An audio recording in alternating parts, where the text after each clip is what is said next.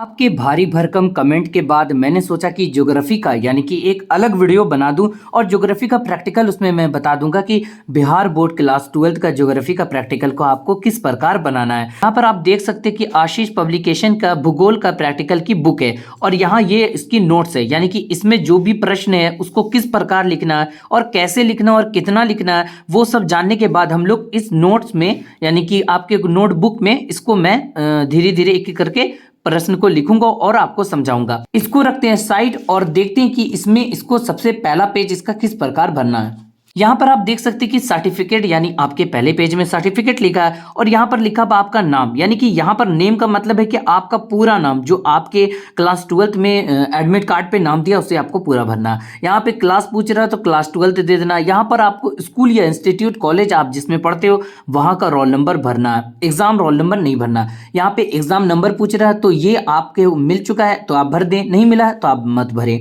यहाँ पे इंस्टीट्यूशन का नाम पूछ रहा है तो अब आपको क्या करना है, यहाँ पे इंस्टीट्यूशन का नाम लिख देना। अब स्कूल कॉलेज जो भी हो यहाँ पर आपको पूरा नाम भर देना, इसको छोड़ देना। यहाँ पर 2024 में आपने एग्जाम की तैयारी कर रहे हैं तो यहाँ पे आप इसमें 2024 लिख देंगे। अब देखिए यहाँ पर क्या लिखा हुआ कि नंबर ऑफ प्रैक्टिकल सर्टिफिल्ड, तो इसमें क्या करना है देखना आपको टोटल कितना प्रैक्टिकल दिया है। तो सबसे पहले मैं देख लूंगा कि इसमें टोटल कितना, मान लेते हैं मेरे पास 20 प्रैक्टिकल है, आपको 20 प्रैक्टिकल को बनाना है तो यहाँ पे आप 20 लिख दो कि 20 है और कितना बनाए, जैसे कि आपने 5 बनाया तो यहाँ पर 5 out of 20 in the subject of geography, यहाँ पर आपको ज्योग्राफी लिख देना। तो यहाँ पर जैसे मैं यहाँ पर 7 प्रैक्टिकल बना रहा हूँ तो यहाँ पर 7 लिख दूंगा और यहाँ पे 20 है मतलब 20 टोटल तो यहाँ पे 20 और यहाँ पे आपको ज्योग्राफी लिख देना। यहाँ पर टीचर जो इंचार्ज होंगे आपके वो यहाँ पर अपना सिग्नेचर करेंगे और प्रिंसिपल का सिग्नेचर अगर लेने को कहा जाए तो आप ले लेना, वरना आप पहले नहीं लेना।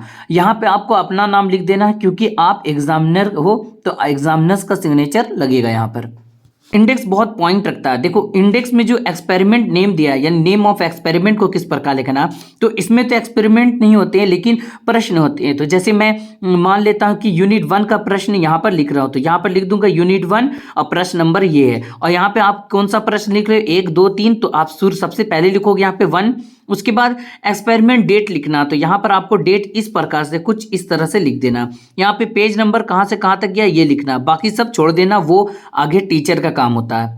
अब देखेंगे कि प्रायोगिक भूगोल जो ये जो बुक है इसके अंदर किस किस तरह के प्रश्न दिए हैं जिसको हम लोगों को सॉल्व करना और कितने करना है। सबसे पहला पेज जैसे मैंने यहाँ पर खोला तो आपको कंटेंट्स दिख रहा है, तो कंटेंट्स में यहाँ पर आपका जो कंफ्यूजन रहता है ना, यहाँ पर से स्टार्ट होता है आप लोगों का कंफ्यूजन।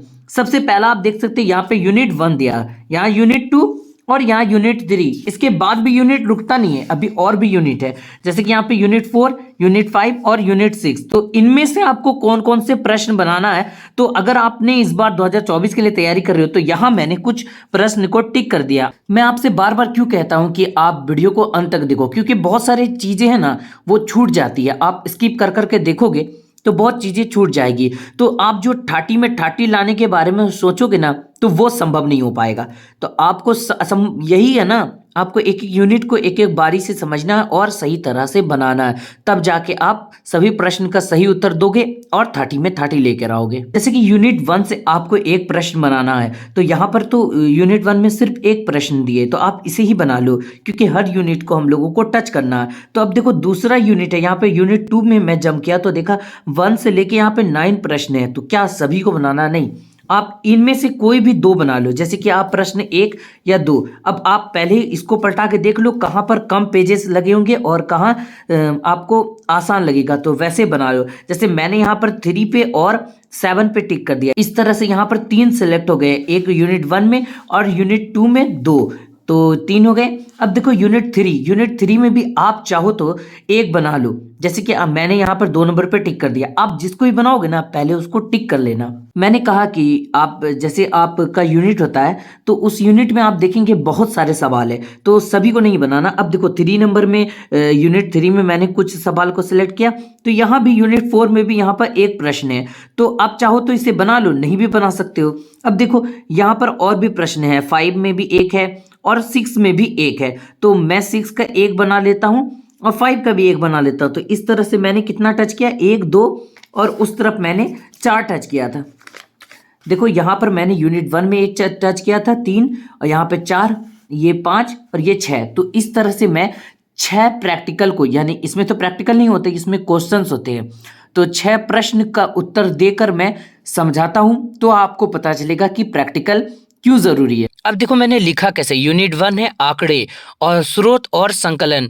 यहाँ पर मैंने क्या किया, जो डेटा सोर्स और एंड कलेक्शन है, इसको मैंने यूनिट 1 को यहाँ पर सबसे पहले इंडेक्स में पहला एक्सपेरिमेंट की जगह पर यूनिट 1 को लिखा, फिर डेटा सोर्स एंड कलेक्शन लिख दिया यहाँ पर। और जो एक्सपेरिमेंट मेरा गया, यानी जो प्रश्न जितना पेजेस तक लिया है, तो 1 से 3 नंबर तक गया। इस पेज में मैं सिर्फ और सिर्फ 3 बनाए हूँ और अगले में 4। यहाँ पर देखिए मैं इंपॉर्टेंट क्वेश्चन को केवल लिखा और उसके अलावा बाकी चीज़ों को नहीं लिखा। यूनिट 1 लिखा, इसको ब्लैक पेन से लिखा डार्क करने के लिए, मोटा करने के लिए, इसको यहाँ पर लिख दिया।